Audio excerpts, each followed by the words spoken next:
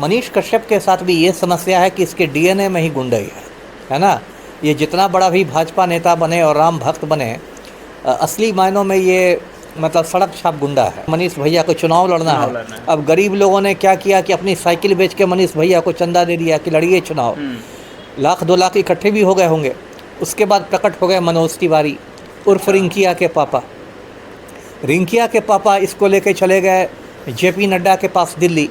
वहाँ जेपी नड्डा ने मनीष कश्यप को भाजपा की सदस्यता दिलवा दी।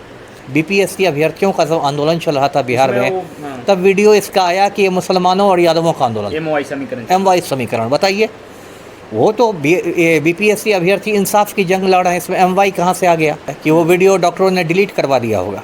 अच्छा। है ना। आप खुद सोचिए, मान लीजिए डॉक्टरों ने पीटा हो इसको पकड़ के और उस दौरान ये वीडियो बनाने की इसने कोशिश की हो, तो क्या डॉक्टर उस वीडियो को बाहर आने देंगे? अपने खिलाफ सबूत को नहीं आने देंगे। नमस्कार, मैं प्रिंस कुमार और आप देख रहे हैं न्यूज़ बिहार।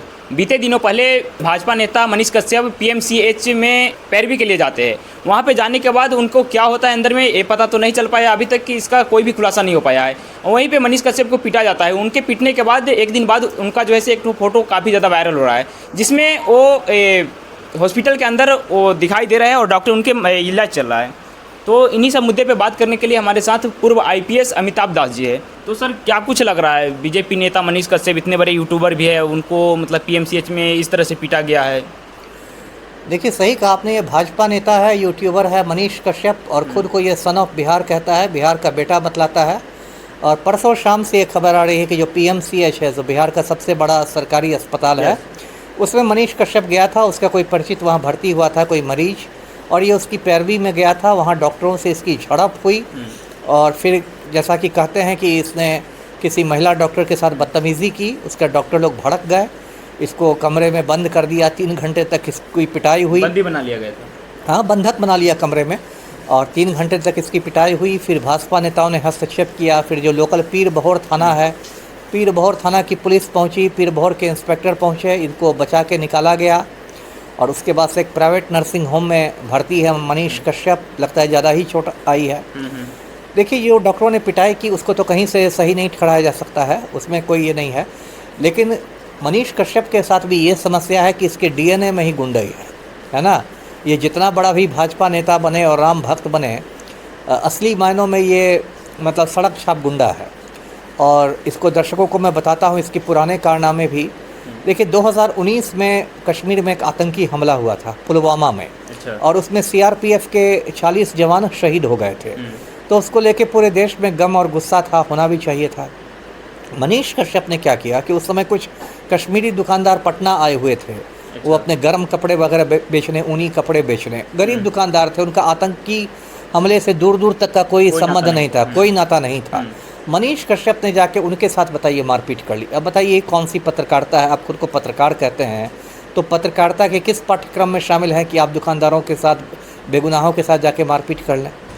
सिर्फ इसलिए कि वो कश्मीर से के थे, सिर्फ इसलिए कि वो मुसलमान थे, इसलिए आप मारपीट कर रहे हैं। तो ये तो दिखाता है कि मनीष कश्यप के दिमाग में कितना ज़्यादा गोबर और गोमूत्र भरा हुआ है, नफ़रत का कितना ज़्यादा जहर भरा हुआ है कि आप सारे मुसलमानों को आतंकी मान के चल रहे हैं।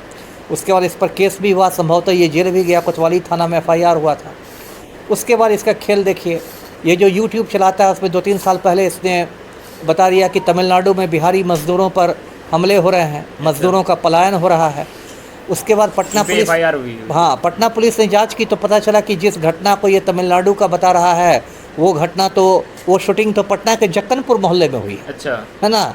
और जिन लोग को मजदूर बताया गया वो भी मजदूर नहीं थे, इसी के संगी साथी थे, चेहरे पर गमछा लपेट के मजदूर बन गए थे। अच्छा। और उस मामले को लेके इतना तनाव बढ़ गया कि तमिलनाडु में भी एफआईआर हुआ।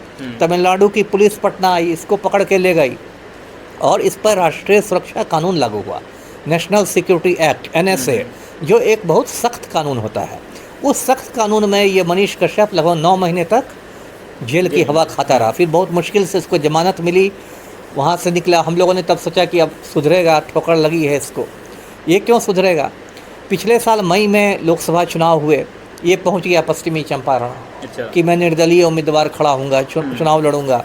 इसका शुरू हो गया मनीष भैया, मनीष भैया, मनीष भैया, मनीष भैया का जनसंपर्क कार्यक्रम, गांव-गांव घूम रहे हैं। यहाँ की पब्लिक भी जाहिल ही है। यह महिलाएं इसको दूध से नहाने लगी नहला थी। रही। बताइए क्या जाहिलियत है। यहाँ गरीब बच्चे को दूध नसीब नहीं होता है, इस पर आप दूध बर्बाद कर रही हैं। उसके बाद इसने चंदा इकट्ठा करना शुरू किया कि मनीष भैया को चुनाव लड़ना है। अब गरीब लोगों ने क्या किया कि अपनी साइकिल बेच के मनीष भैया को चंदा दे दिया कि लड़िए चुनाव। लाख 2 लाख इकट्ठे भी हो गए होंगे। उसके बाद प्रकट हो गए मनोज तिवारी उर्फ रिंकिया के पापा। रिंकिया के पापा इसको लेके चले गए जेपी नड्डा के पास दिल्ली। वहाँ जेपी नड्डा ने मनीष कश्यप को भाजपा की सदस्यता दिलवा दी। मनीष कश्यप राम भक्त हो गए, है ना। और उसके बाद राम भक्त ने ऐलान कर दिया कि मैं चुनाव नहीं लड़ूंगा। अच्छा, तो क्या लग रहा है बीजेपी नेता होने के बाद भी मनीष कश्यप के ऊपर हमला हुआ, और हमला होने के बाद अभी तक कोई भी बीजेपी की तरफ से मतलब बयान नहीं आया, कोई भी ऐसा ट्वीट नहीं किया गया है? देखिए, बीजेपी के जो छोटे नेता होते हैं वो थोड़ा बचते हैं। वो लोग आला कमान का मुंह देखते हैं कि मतलब बड़े नेताओं का क्या स्टैंड है और पब्लिक का मूड क्या है। इस मामले में उनको लग रहा है कि पब्लिक का मूड कोई बहुत ज़्यादा मनीष कश्यप के पक्ष में नहीं है। लोगों को लग रहा है कि ये खुद हर जगह जाके गुंडागर्दी करने लगता है, इसलिए मार खा लिया। तो इसलिए वो लोग वेट एंड वॉच की स्थिति में है। लेकिन मनीष कश्यप के साथ देखिए समस्या क्या है।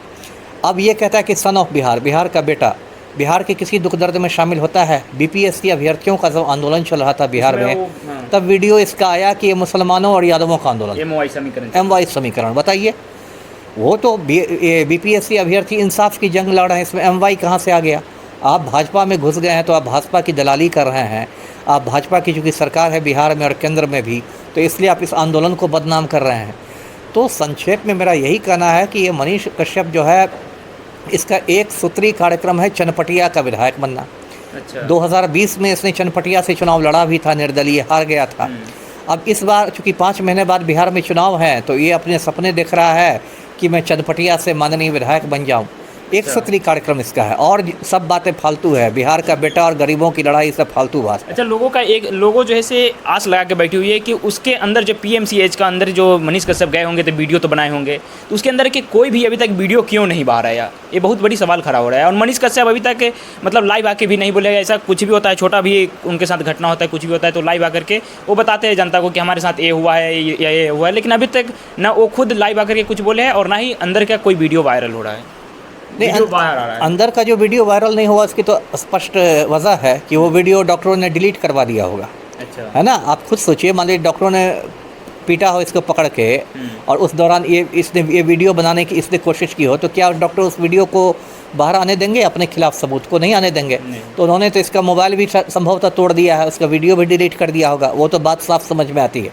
जहाँ तक इसका सवाल है कि ये क्यों नहीं लाइव में आया, तो हो सकता है इसको कुछ ज़्यादा ही चोट लग गई हो, डॉक्टरों ने ही इसको आराम करने की सलाह दी हो।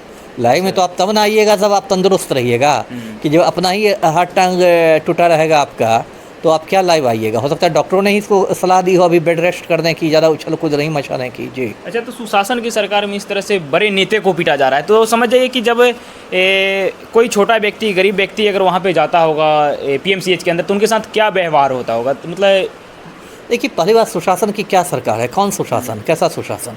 यहाँ जो मुख्यमंत्री हमारे पलटू राम हैं, वो माफिया डॉन अनंत सिंह के आज्ञाकारी चपरासी हैं। अच्छा। तो यही तो सुशासन का हाल है कि जो मुख्यमंत्री कहते हैं कि हमने एकदम बिहार को बदल दिया, हमारा क्राइम पर 0 टॉलरेंस है, ये है वो है, वो माफिया डॉन अनंत सिंह के चपरासी बने हुए हैं। तो सुशासन किस बात का है? और ये तो है ही कि पूरे बिहार में अराजक माहौल है। अभी पीएमसीएच की हम लोग बात कर रहे हैं, परसों एनएमसीएच से खबर आ रही है, एक मरीज़ भर्ती हुआ, उसका चूहा 4-5 उंगलियाँ कुतर के चले गए। है ना। एनएमसीएच भी बड़ा अस्पताल है पटना का, नालंदा मेडिकल कॉलेज हॉस्पिटल, उससे परसों से खबर निकल के आ रही है।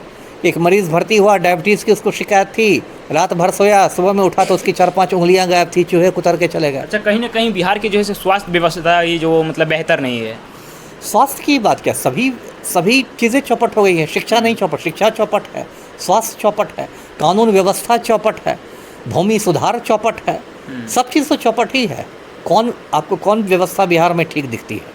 तो पूरे बिहार में ही आप कह सकते हैं कि अंधेर नगरी चौपट राजा के हालात हैं।